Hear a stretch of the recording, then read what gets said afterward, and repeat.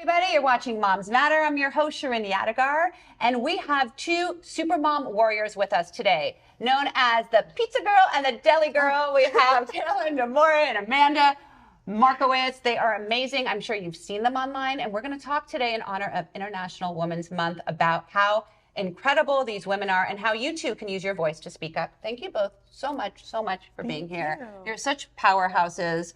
Amanda, I want to start with you. You have the generational trauma in you. You have both grandparents who are Holocaust. All four. All four. All four are Holocaust survivors. Wow. My husband also, all four of his are Holocaust survivors. So our children have 8 great-grandparents that are Holocaust survivors. So yes, the generational trauma is very strong in us, but I will say the survival instinct is even stronger.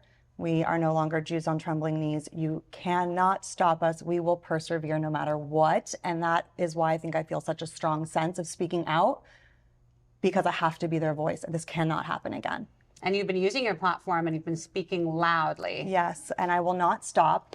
My platform drastically changed after October 7th, proudly, and I'm sorry to anyone who is upset about it, but it's not going back anytime soon. You know, before October 7th, I already was speaking to Holocaust education. I'm very involved in the Holocaust Museum LA.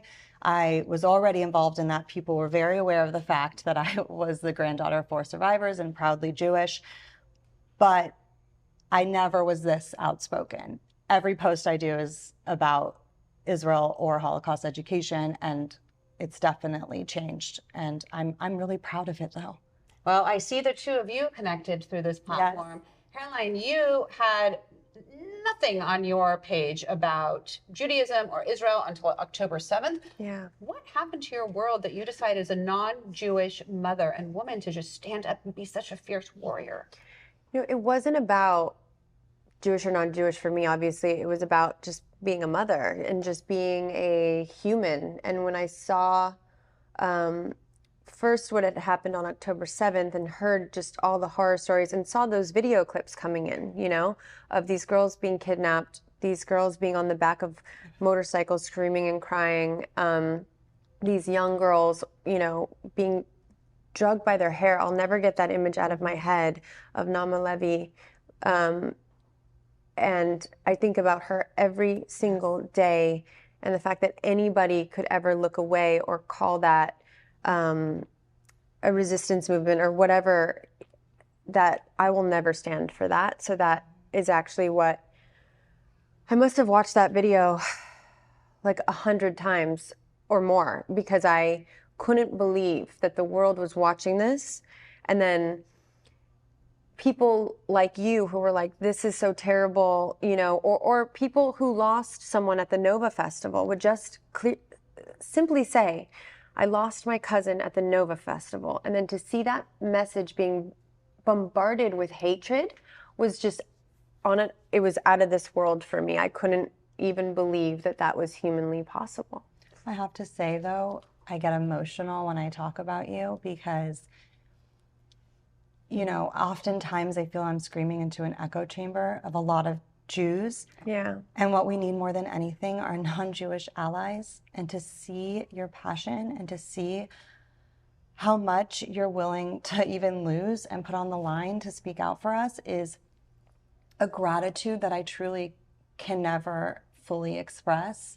And it means so much to me, and I know how much it means to my family, my friends, the entire world, and the entire Jewish population.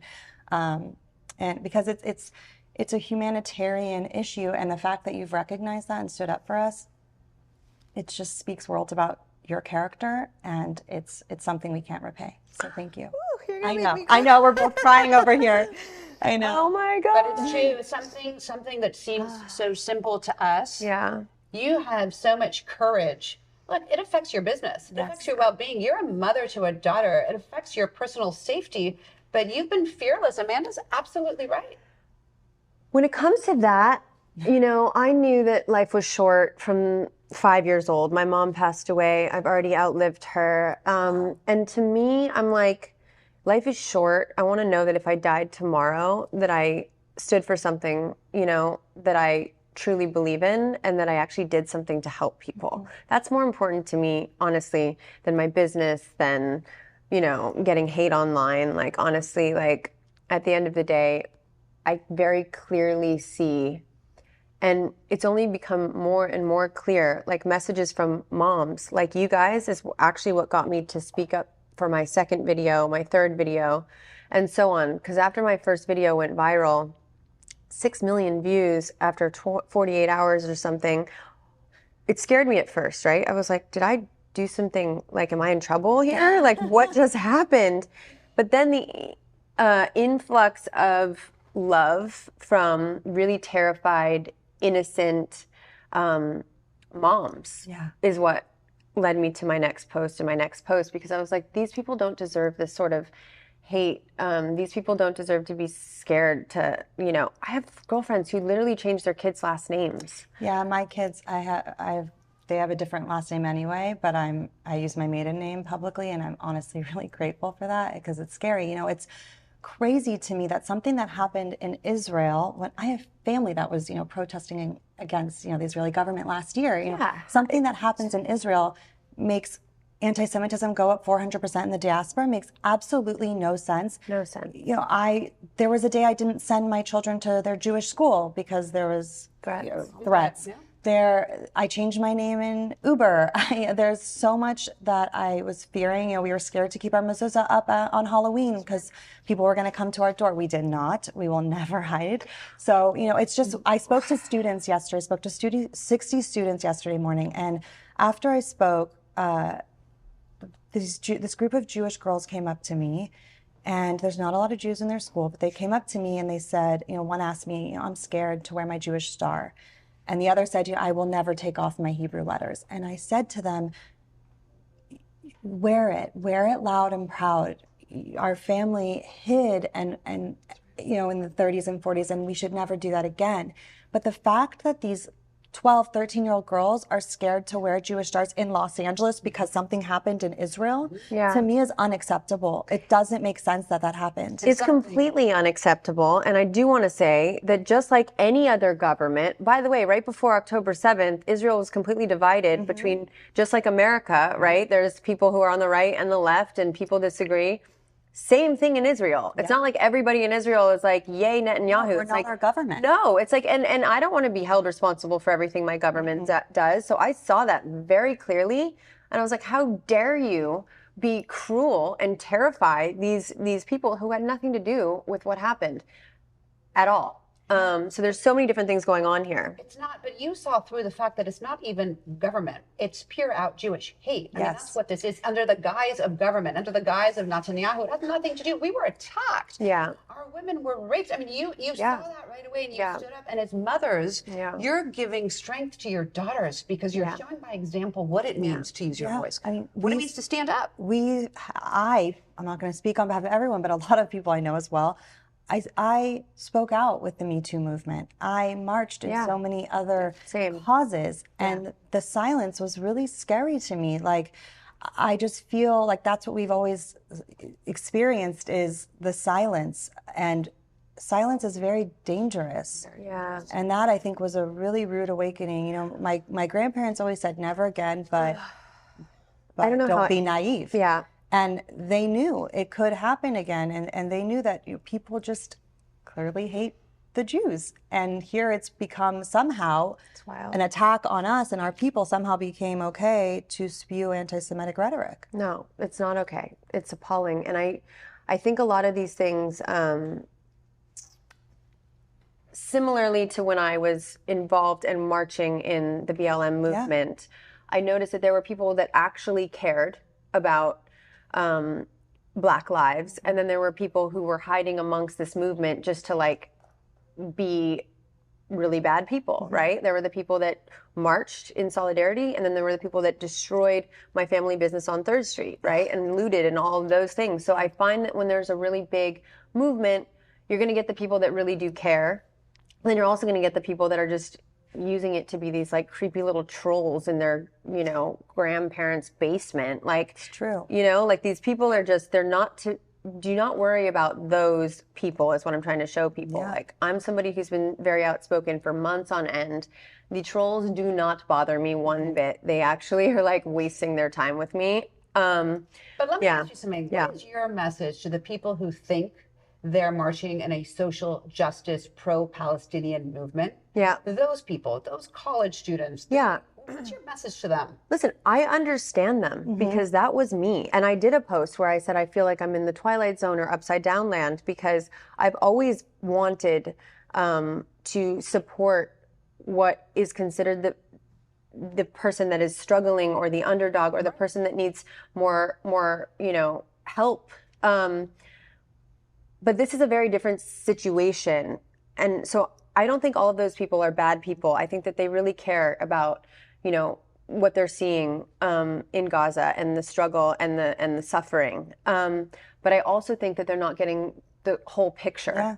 And the whole picture starts, honestly, with terrorist organizations and what I saw in the 47-minute video that I refused to see for days because I was just so scared. And then a young female soldier begged me to watch it because she said, they don't believe us, Caroline. Like, they don't believe that my friends were kidnapped and raped and hurt. And I need someone like you to see this. So I did it. And I went in there and I cried so loud the whole time.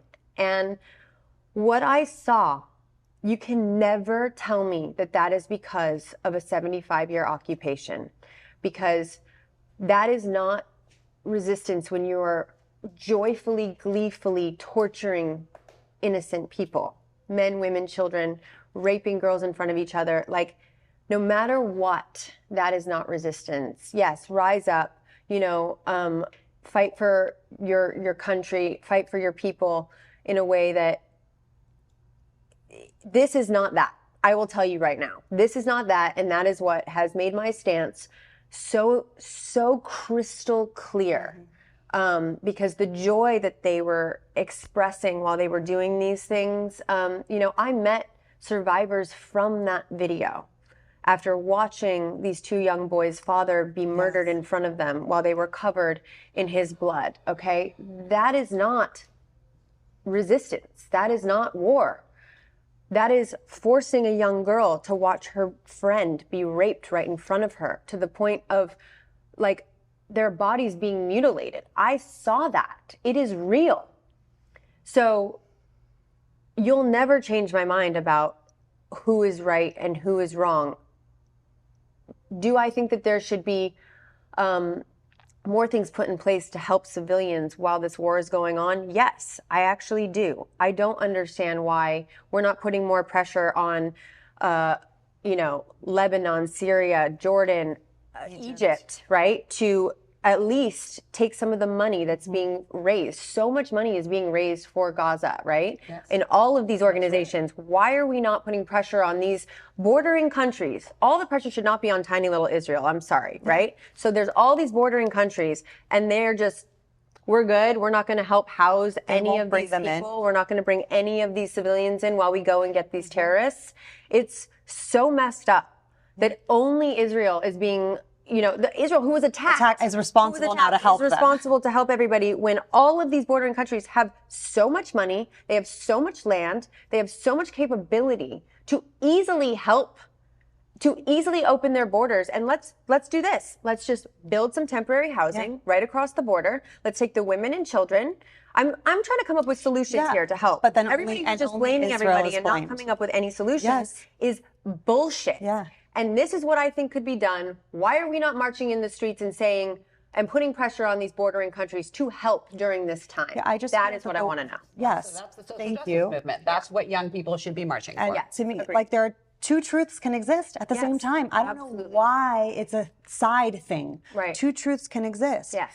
If it is horrific what happened to Israel, and it's horrific. It's sad to see these images coming out of Gaza. Completely agree. And I don't understand how the world isn't united in this. I don't understand why the narrative isn't get these hostages home, dismantle a terrorist organization, and then we can talk about a ceasefire, and that's like a trigger word, but then we can talk about helping. I just, if you can't agree on those, if you can't agree on those things, Hamas needs to ceasefire as well. How many times has Hamas offered and broken it? There was a ceasefire on October 6th. There even was after that. Yes, there even was after that, and they broke it. I know, and they continue to break it, and they continue to do all of these things, and it's like that's being ignored, and that's the part that I just can't get on board with the other with the Free Palestine movement. I want to free Palestine From Hamas. Hamas. Terrorist organizations like Hamas, like the Houthis, like you know, all of them. Yes.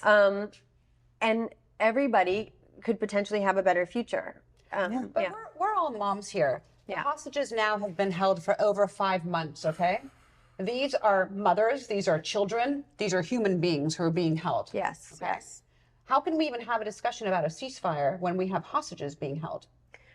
Right. Where's this conversation? Right. And I mean, absolutely you have terrible 2 children. You have a conditions. 2-year-old and a 5-year-old. Yeah. There are They need to be a part of the ceasefire, of course, right? Like they need to be part of the deal, which they are, right? Every time there's a dealing and a talking and a conversation, they are a part of it, right? So we need to Yes, have I think them all what's triggering- released, and then I think what's triggering is when people call for a ceasefire without mentioning the hostages. That's what I can't and I don't. understand. And I'm trying to understand if maybe the words mean different things to different people, and this is what I'm trying to grasp. When maybe these, college students in the streets are saying ceasefire, ceasefire, maybe they are trying to include them. I don't know. I'm hoping they are trying to include the hostages, but not realizing and not educated enough to know what they're saying. So here's what upset me when we saw all of Or the they want pins the with order. the red hands on the red carpet, right? So I did look into that a bit more, and on the website it does say something Yes, about I read releasing about the it. hostages, right? So,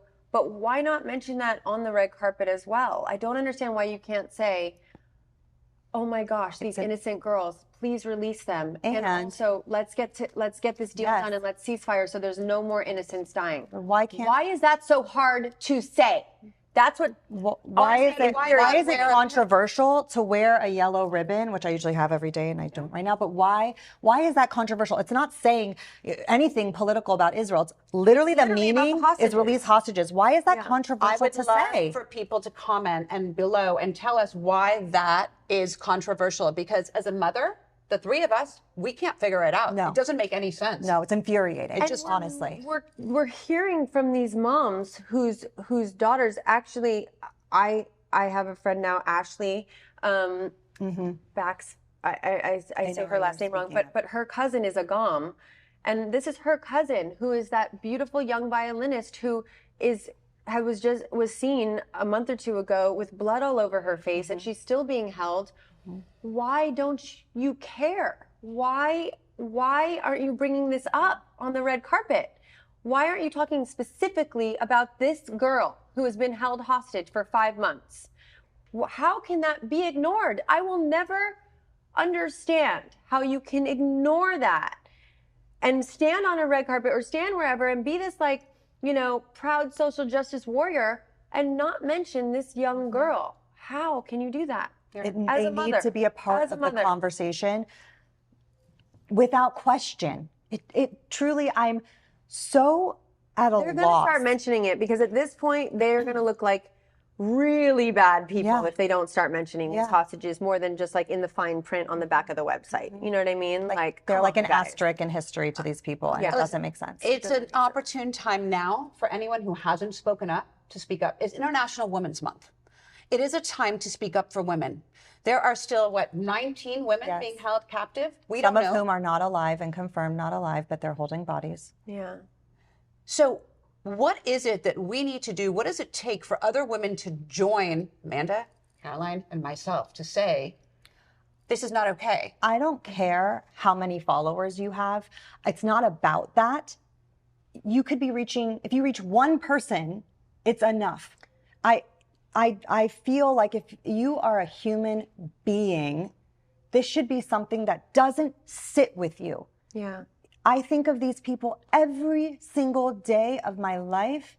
I look at my children and I just think of these mothers and how they are feeling. And if you can't agree that these people need to be released and you can't fight every single day, then I don't know what more I can say. When this all is over, one day, I hope you and everyone can say that you did all you can for all these innocent people, and that you can feel good about what you did. Because I know I can. I know you can. I know you can. I can honestly, because I'm not just in one echo chamber, every time you guys say something, I can hear what the combative comments are going to be. And to that, it's going to be, well, how about the hostages that have been held for, years in Israeli prisons, right? Or this or that. And I want to say, like, if there are innocent Palestinians being held in Israeli prisons, I also don't agree with that, right? I want to make that very clear. So I don't know for sure about which individuals are being held in that way, right? But I also know that some of these prisoners have literally tried to stab Jewish people. Some of the people that you know what I mean? Sinwar was released in a deal and then did Sinwar, this. and now he's doing this, right? Yes. Right. So I'm literally only going based on facts that I can confirm because that's how I roll. I do want to say that I want peace. I wish for peace. I wish for some sort of I believe that both sides need a home. They need land that they can feel good on.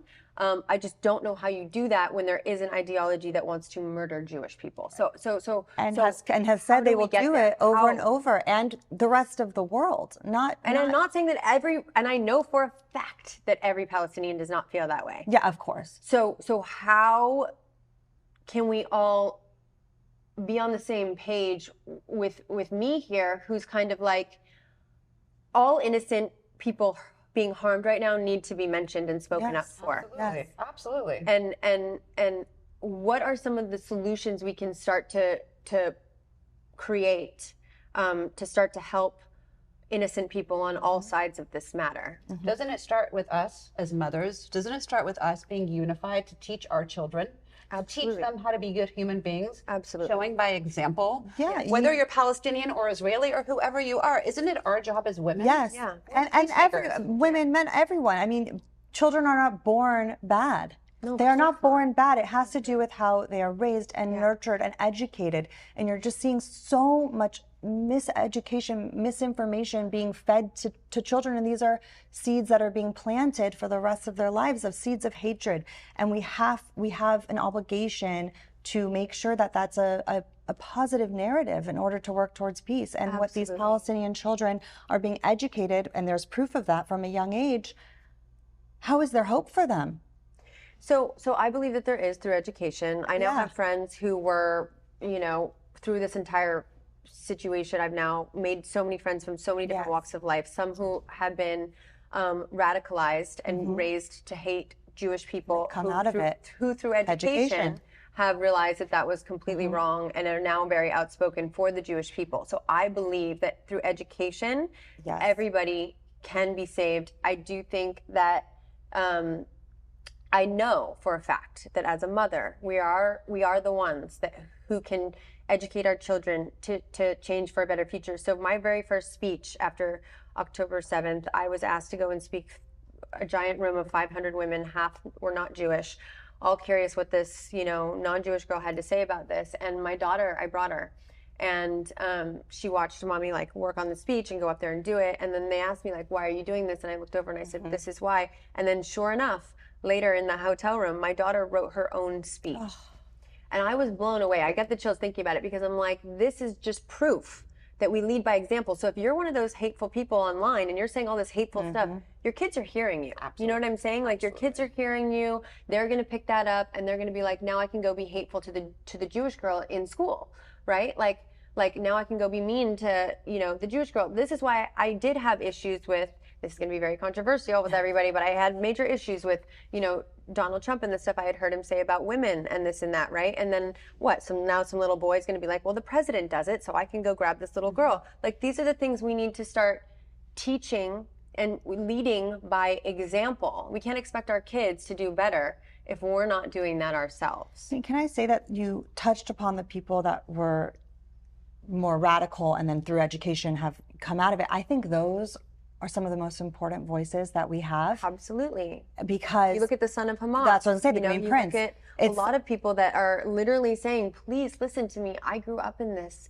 I grew up in this. Like Lily Moo, she's so educated.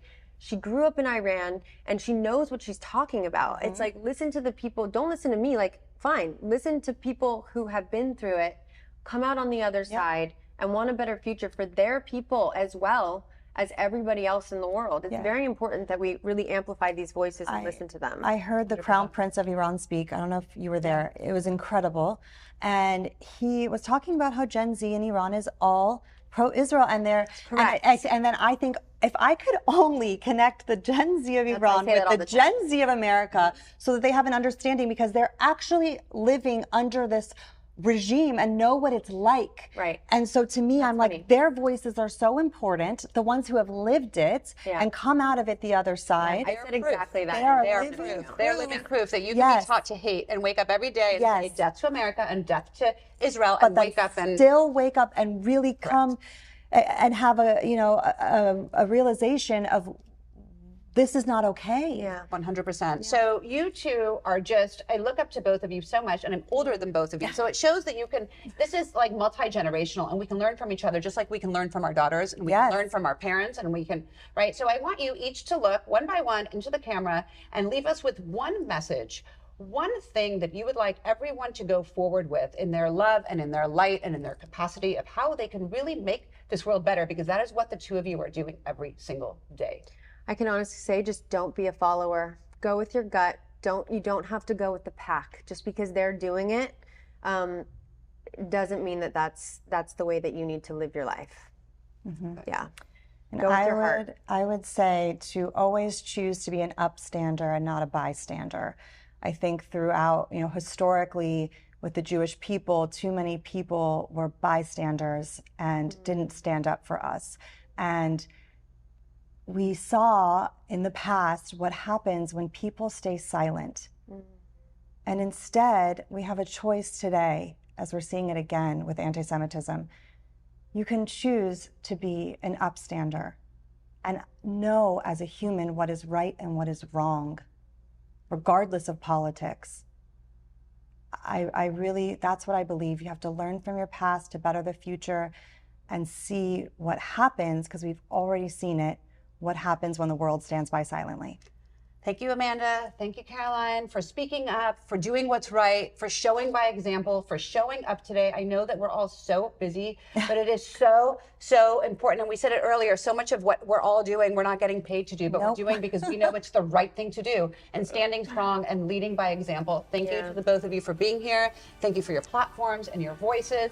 And everybody, you saw it right here on Moms Matter, a little inspiration on what we can all be doing just a little bit every day to make this world a better place for the future of our children. We'll see you all next time right here on Moms Matter.